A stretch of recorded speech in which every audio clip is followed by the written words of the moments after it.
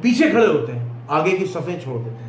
امام کہتا رہتا ہے صفوں کو سیدھا کریں، آگے کی صفوں کو پورا کریں، آگے کی صفیں خالی ہوتی ہیں اور پیچھے لوگ نماز پڑھ رہے ہوتے ہیں۔ کیوں؟ تاکہ فوراً جب جمعے کی نماز ختم ہو تو بغیر دعا کے جو ہیں وہ غائب ہو جائیں۔ یہ بہت انتہائی غلط عمل ہے۔ آپ اندازہ لگائیں پھر کس طرح ہمارے اندر ڈسپلن پیدا ہوگا۔ ہمارے اندر تو نفاق پیدا ہو جائے گا، اور جب نفاق پیدا ہوگا تو امت بکھر جائے گی۔ تبھی تو اللہ تعالیٰ نے کیوں فرمایا کہ دلوں کو ٹیڑھا کر دے گا اللہ اگر صفوں کو سیدھا نہیں کیا۔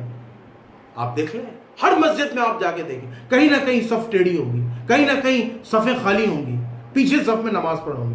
آگے کی صف کو پورا کریں، یہ تاکید ہے کہ اللہ دلوں کو ٹیڑھا کر دے گا، اللہ مسلمانوں کے اندر اختلاف پیدا فرما دے گا، کیونکہ اللہ کی نظر میں یہ ناپسندیدہ عمل ہے۔